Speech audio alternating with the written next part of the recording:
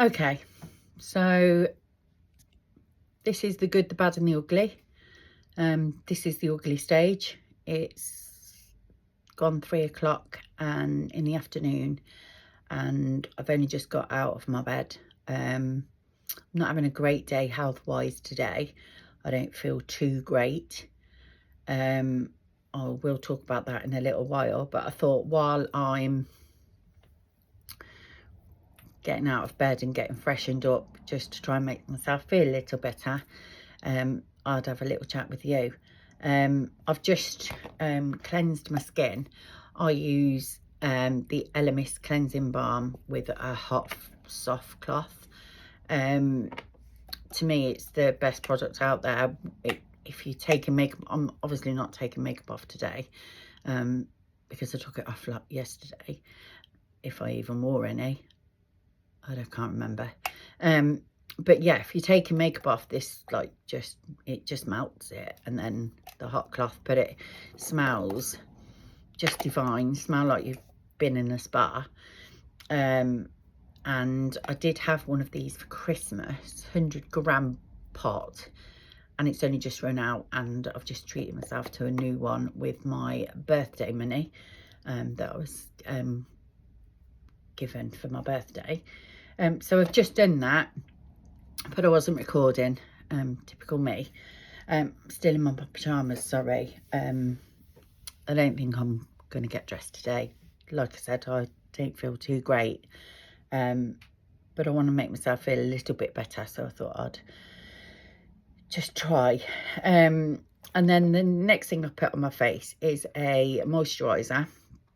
This is a hydrating cream, and it's a medical one. It's called Zoe Skin Health. Before I was poorly, I used to use Elemis, and had some tiny little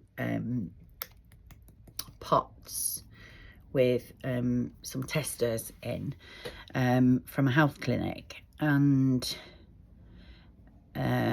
aesthetic clinic, sorry. And I tried one, and it was the most wonderful cream I've ever had. So my daughter very, very, very kindly got me some for my birthday. It's a bit spenny. I think it retails around £100. I'm not sure, because like I said, it was a birthday gift. But you don't need probably don't need this much, but you don't need much at all, and it's just such a beautiful cream. And I know that it's good for my skin too. Like I said, I used to use Elemis. I love Elemis products, mainly for the smell. I don't think they're not medical grade, so they're not great for your skin, but they've never harmed my skin. I don't think I've got bad skin. But this cream I know is really good for my skin. So yeah, I always go a bit red. I just want to explain a little bit about that. So with my blood cancer, you get pigmentation. I don't know if any of you can see this, but I've got like it's like a heart-shaped rash on my neck. My chest always looks like I've been sitting in the sun, and when I've creamed up, my face goes quite blotchy. It's just pigmentation, and it's to do with the blood and the red blood cells. I don't know the scientifics behind it, but you do get this pigmentation, and I've had this heart-shaped rash for over 3-4 years now. I did keep saying to the doctors, what is this? 'Cause it's not irritating, and it's not raised at all. It's just, like I said, it is just a pigment in my skin. So but they never came up with anything, and now we know what it was. So yeah, so I do go a little bit blotchy, which is why I wear my next, no, not my next product. My next product, I just put a little serum for the face and neck. It's only a number 7 one. It's nothing fancy. Just put a little drop. Oh, it's running out. little drop on my hands, rub them together to warm the product up, and then I just put it sort of under my eyes, over there, and then down my neck. Just a little serum. I don't know. I'm not a makeup person. I'm not a skincare person. I don't know what these things do or what benefits they have really, but it's just what I use. Then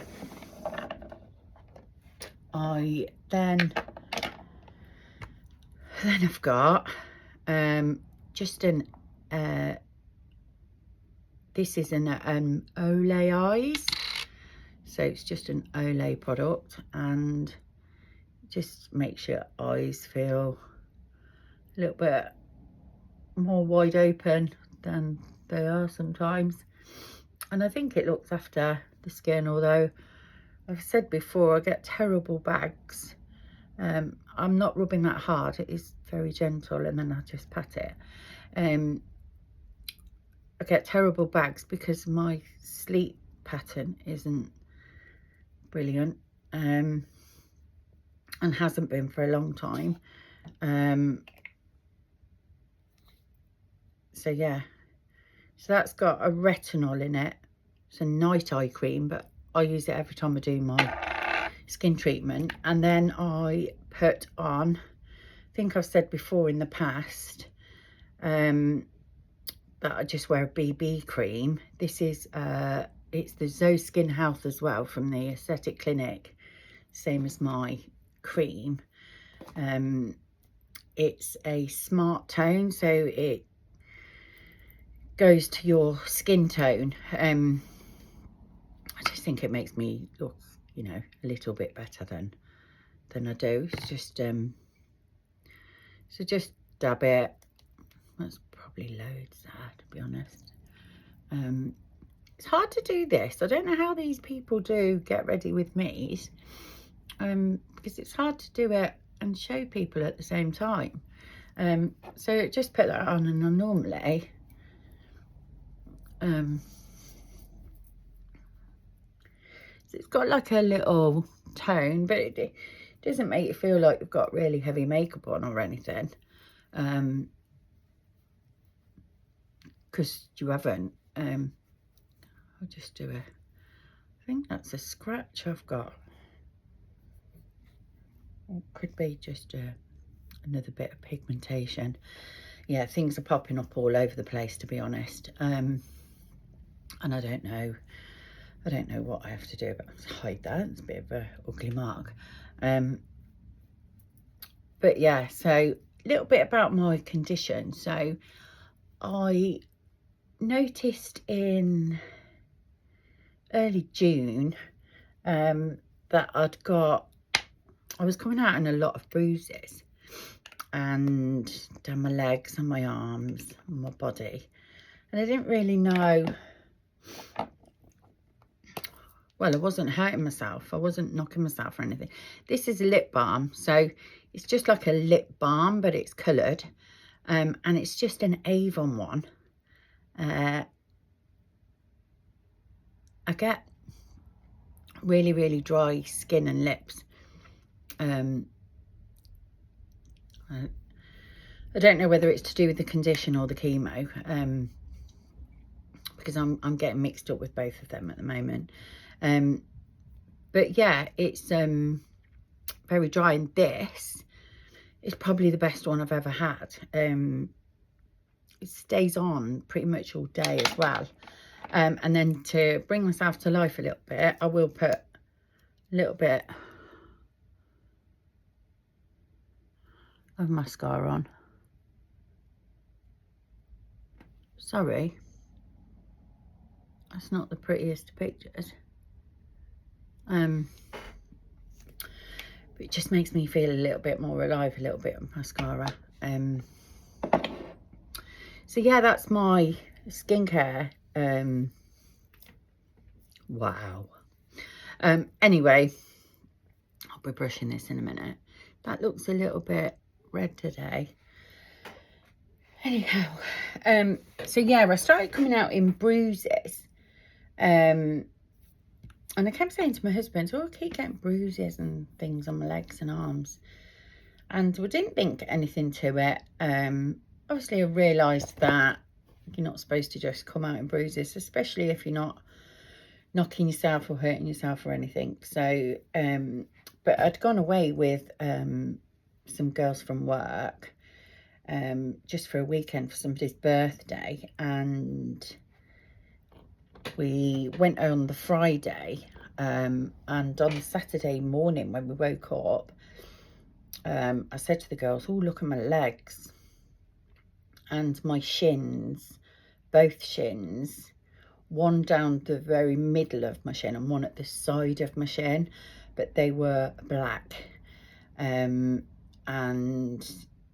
I said, you know, because I'd had a drink the night before, and I'd said, did I do anything mad or fall off table or anything? I didn't remember anything. And I remembered what I'd done.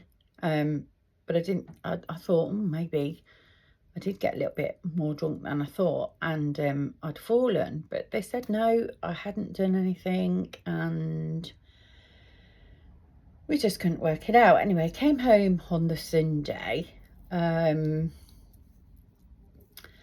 I was back at work on the Monday, albeit from working from home. But obviously the girls were like, oh, how's your legs? And they were just getting blacker and blacker and red and green, and they weren't sort of touch like bruises, but my legs looked horrific. And I said to my husband, I think I'm going to speak to the doctor about this, because I'm not too sure that this, you know, that this is right. So, didn't do anything that next week. I was working. By the Thursday, or it might have been the week after that, so I worked for a week, and then the following week, by the sort of Wednesday, Thursday, I really didn't feel very well at all, and I felt like I was going to pass out a lot, and I couldn't sit up.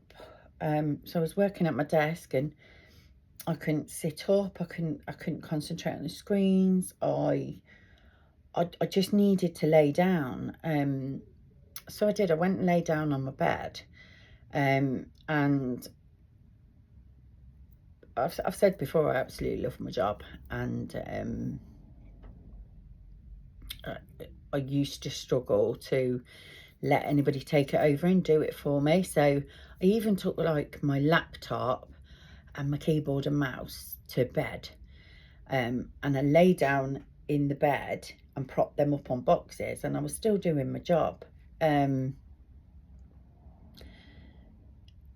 I just couldn't sit up, and I couldn't, and it was just hard. When I got out of bed, even just to go to the toilet, I was so dizzy, and thought I was going to pass out. Anyway, so the weekend came, went through the weekend, didn't really get out of bed much, really struggled with this dizzy feeling.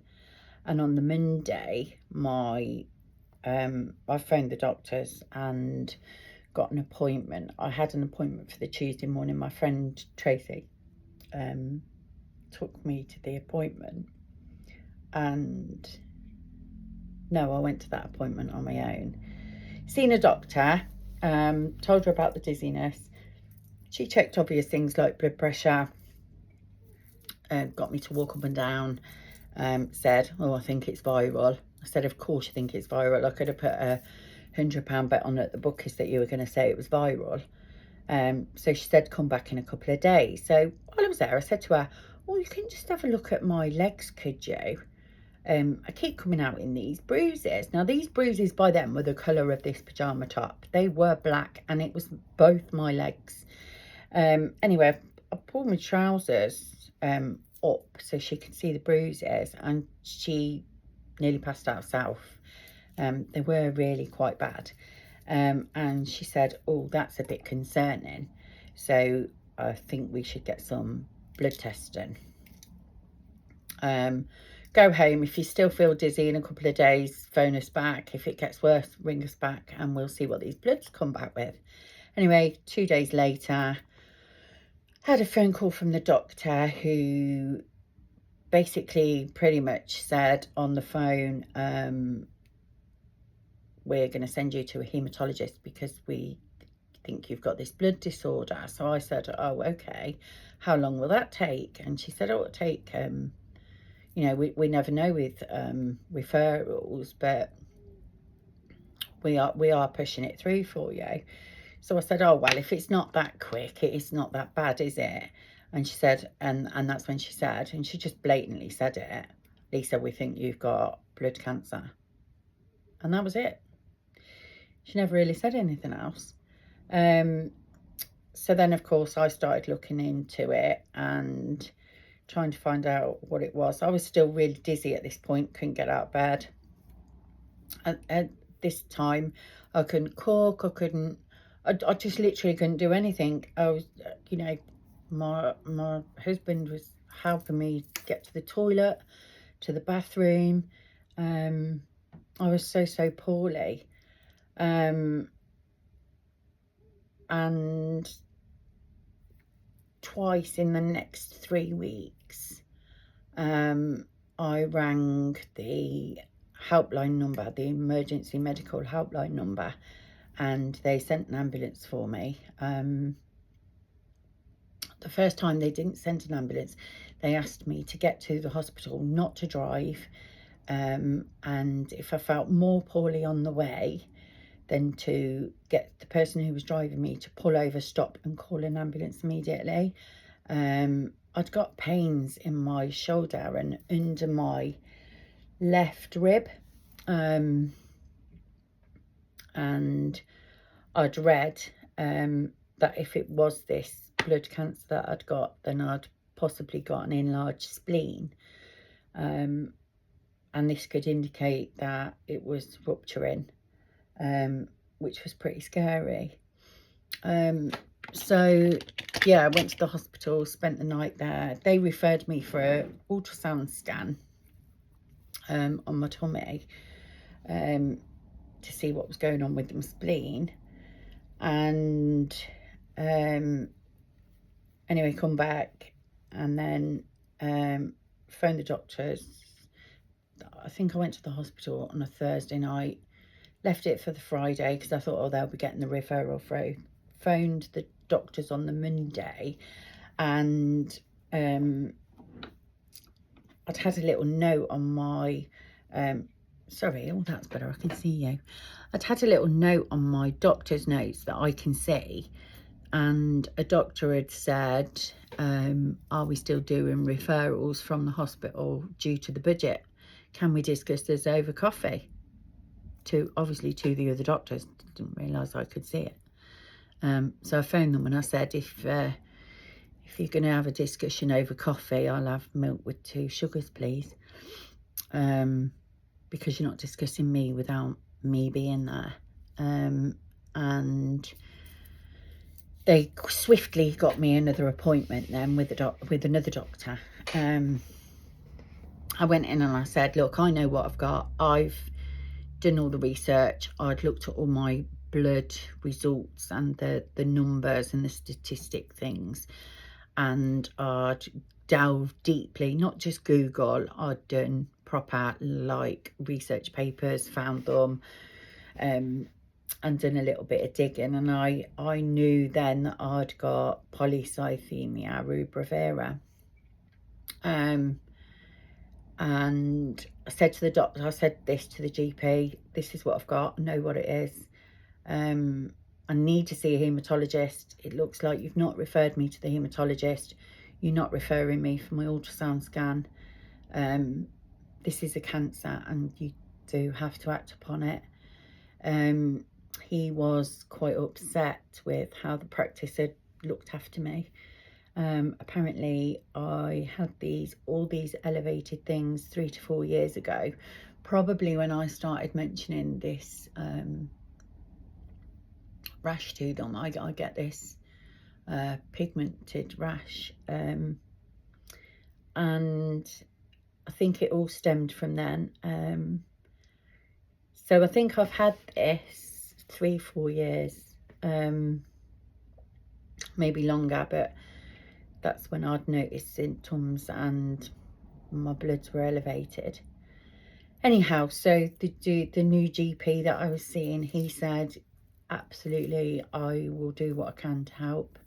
What do you want me to do next? And I asked for a JAK2 blood test, which is, JAK2 is a mutation, so it's a gene mutation. So if you can have two types of polycythemia, with the blood cancer. So polycythemia, the one I've got, is because I've got a gene in my body, the JAK2 gene, that's decided, it's mutated, and it's decided to work differently. So it works with your bone marrow, and it regulates your platelets and things like that.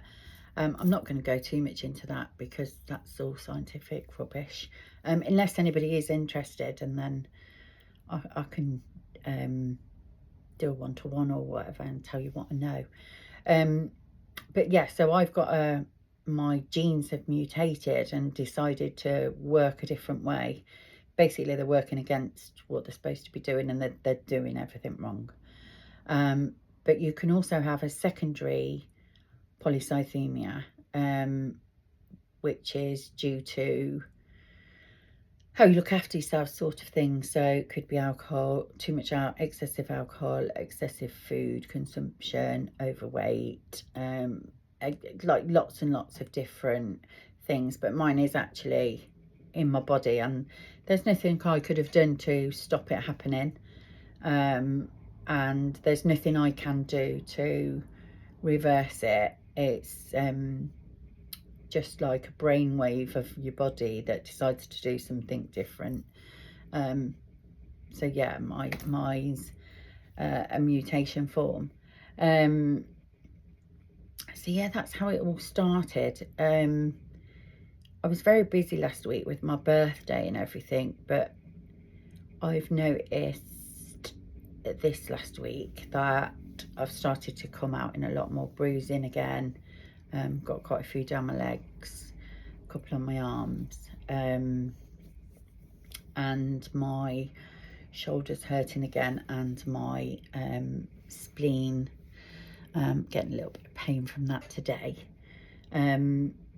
So once I'd seen the haematologist, I paid private to go and see a haematologist because it was just taking far too long on the NHS. I think I've told you that I've seen the haematologist in Banbury, and now he's taken me on as an NHS patient, thankfully.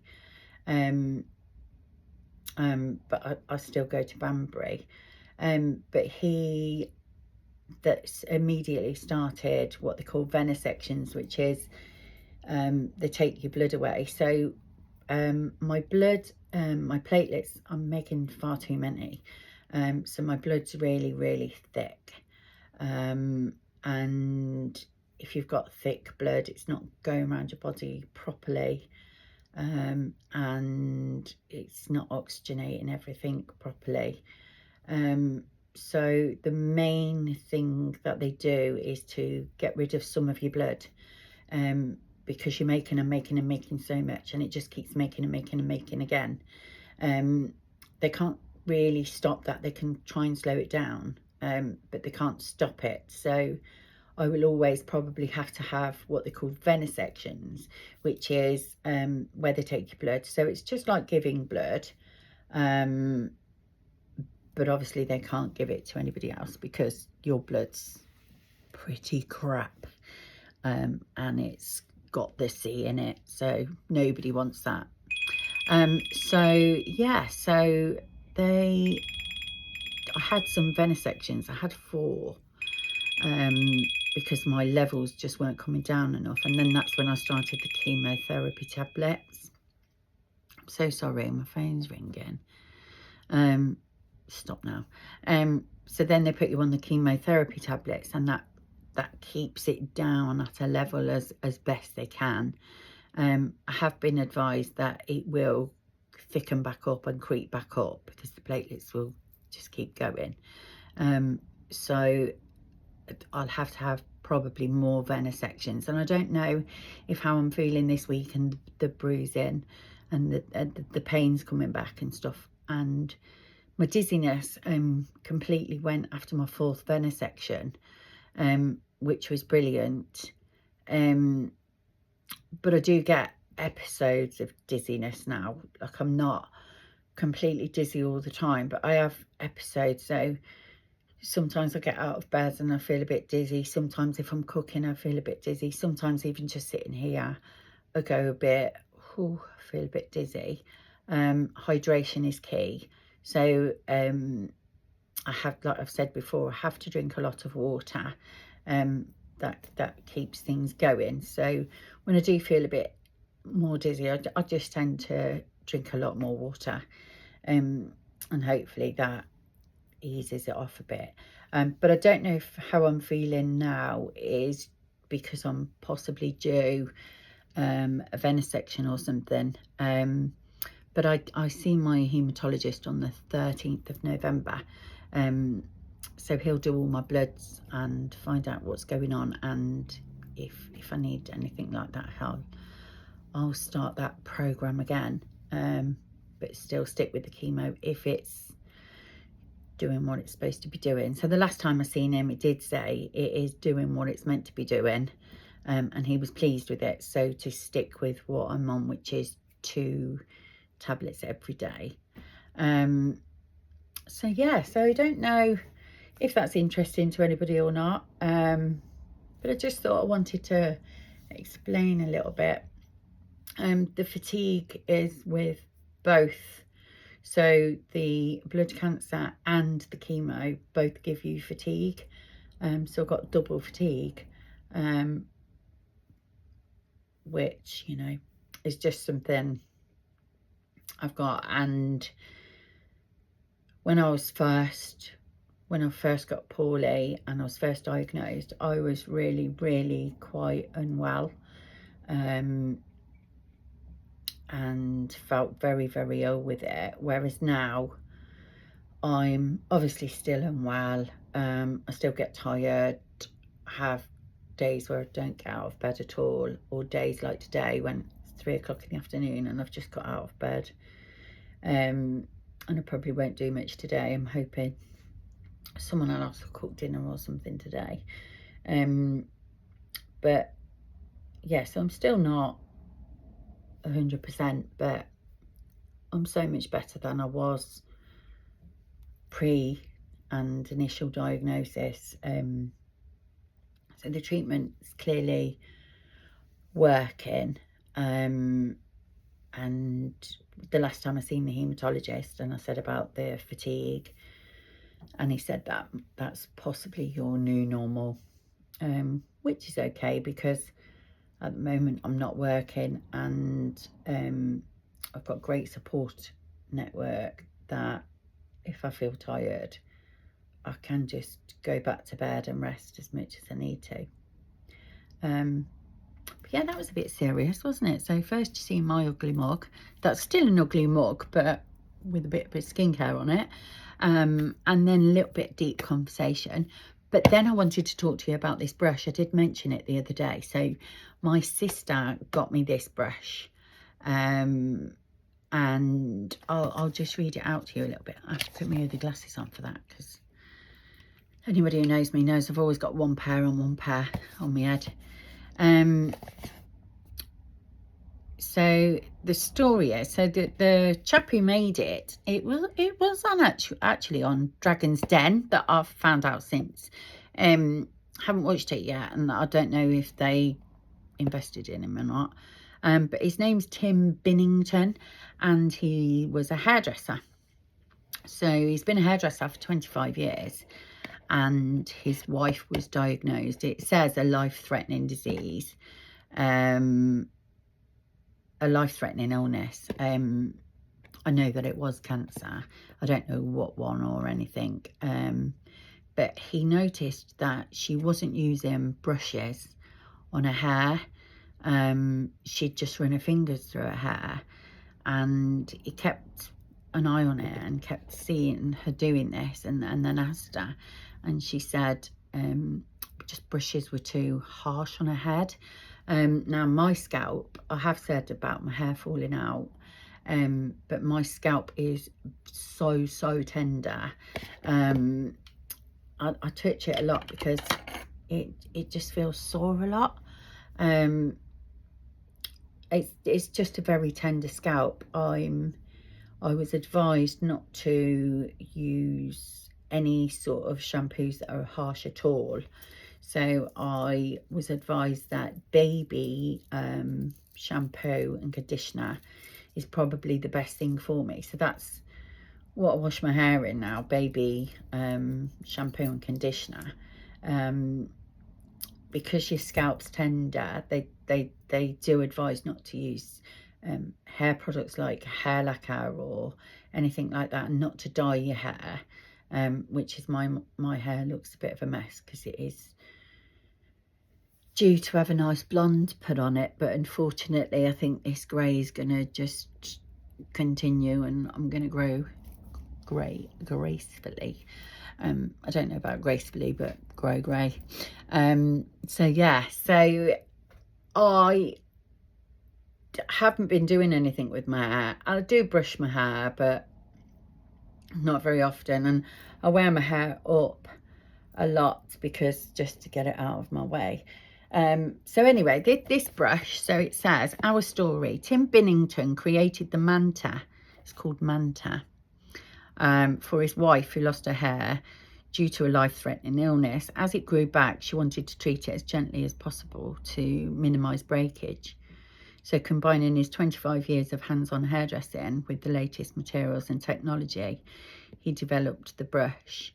It says that it's ultra gentle, minimum breakage, maximum shine, suitable for all hair types and hair extensions. The more you bend it, the more it flexes. You can use it on wet or dry hair. It's non-slip grip.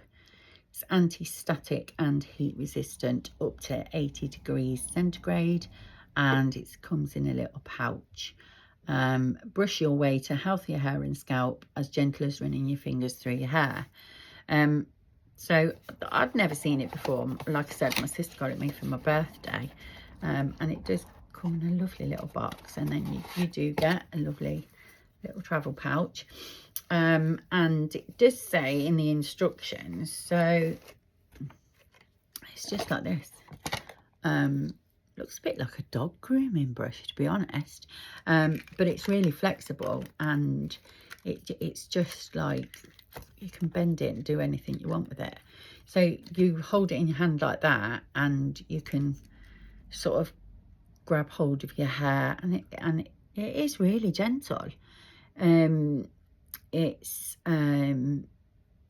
comfy. It's comfy to hold in your hand, and yeah, it's very gentle on your hair. So I don't know, you know, like I said before, not everybody, cancer patients particularly, will probably like this product, but you don't have to be a cancer patient. I mean, you could just have a tender scalp, and you see it just glides through your hair.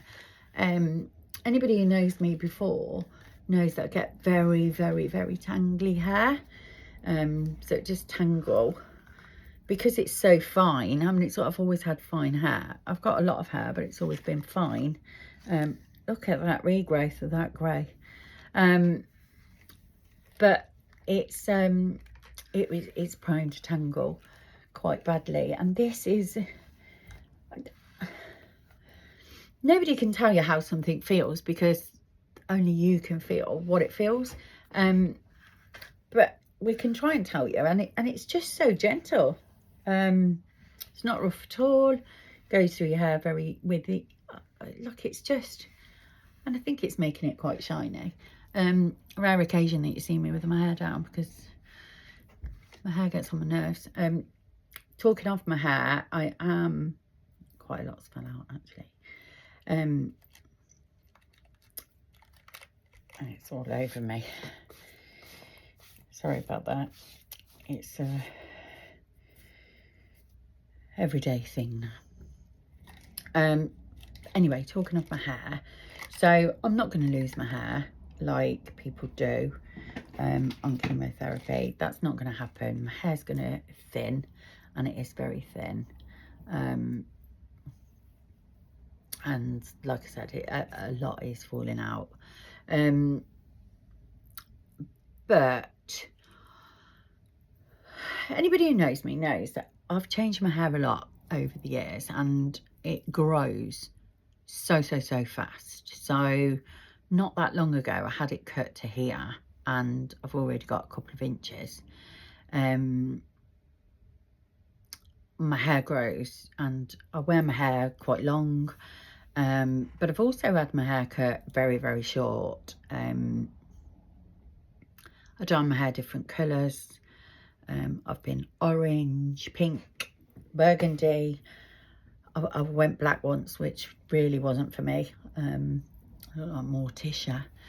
I'm generally blonde, any shade of blonde. I've been pure white. I've been grey, like dyed.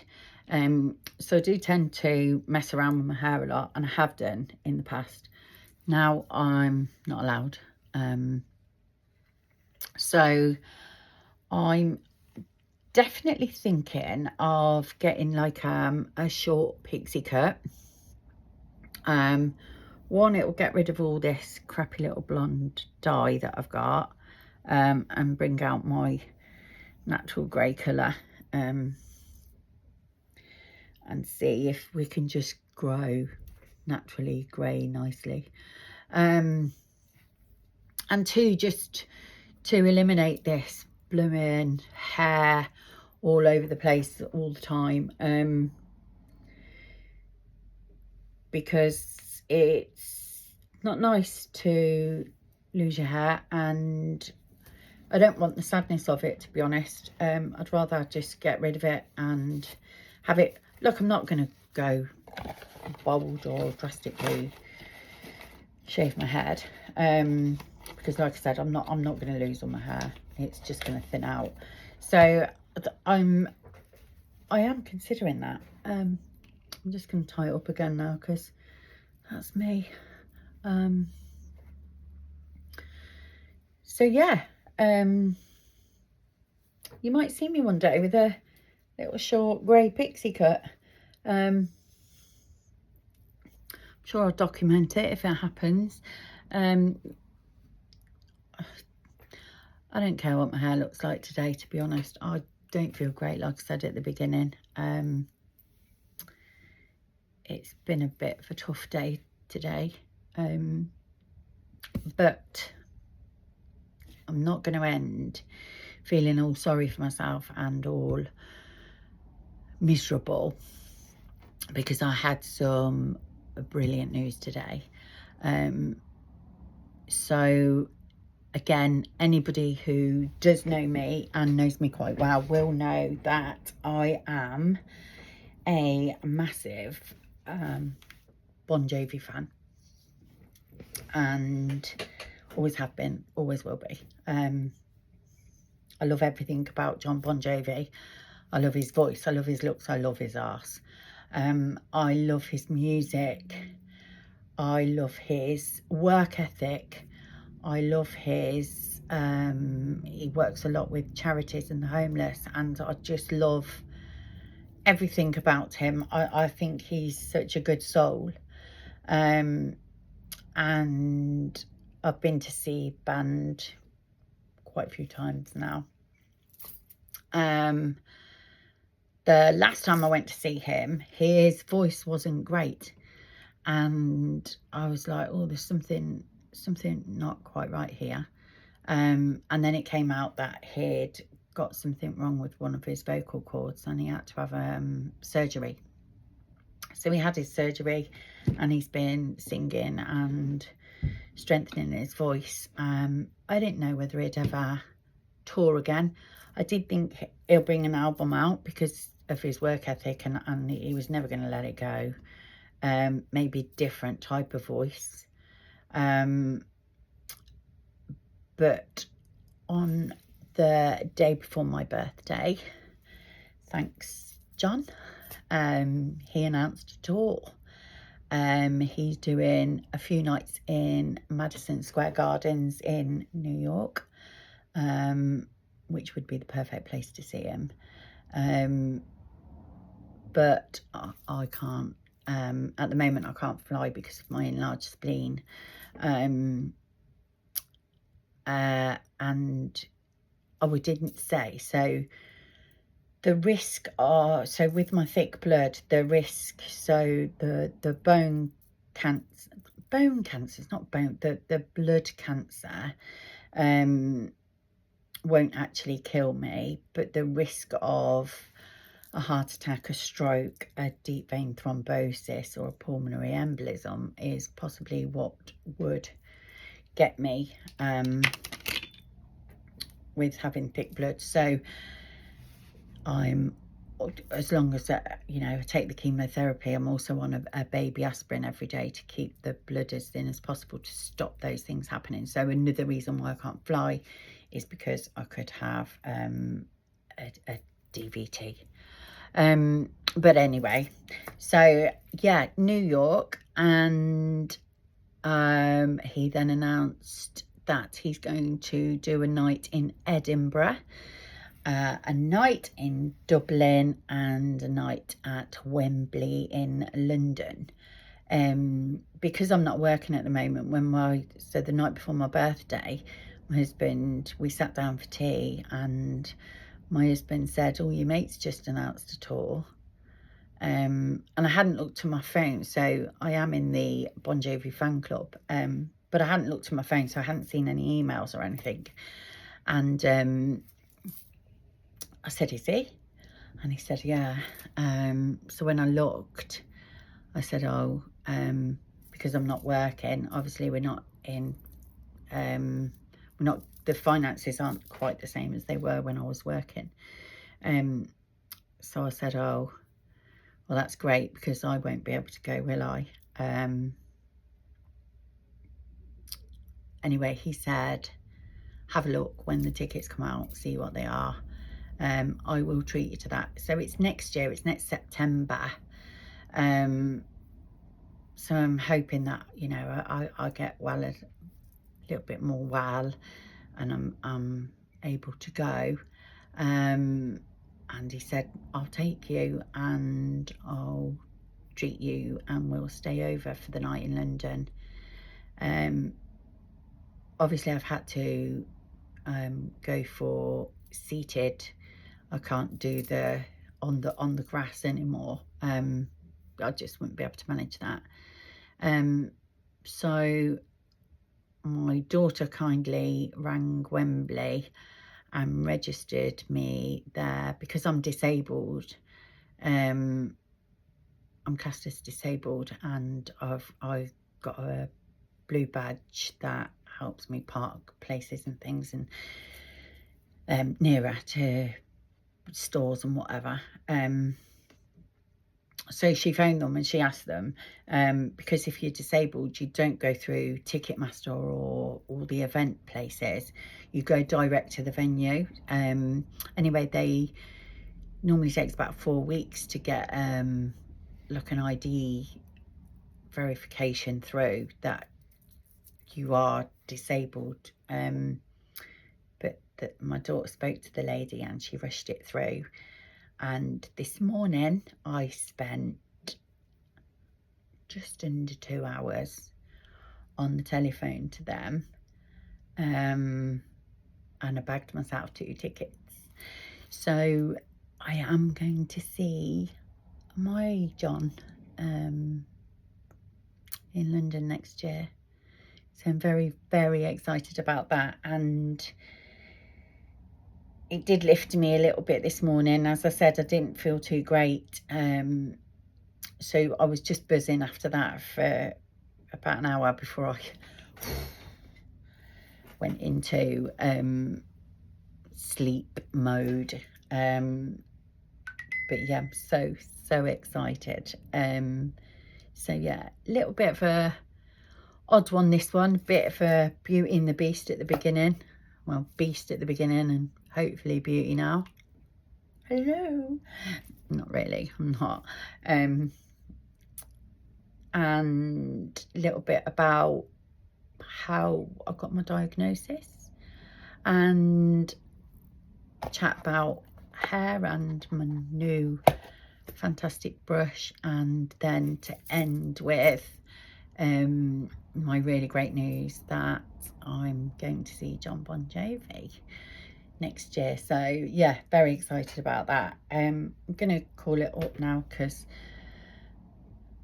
I've been up about 40 minutes and I'm absolutely knackered. So my husband's not long got in with he's been to work and then he walks the dog, and then he normally brings me up a cup of tea in the afternoon. So I'm gonna go back, have a rest, and hopefully get my cup of tea brought up to me, and I'll catch up with you lot soon. Take care of you. Happy Tuesday, and yeah, should be on later in the week, all being well. Take care. Bye bye.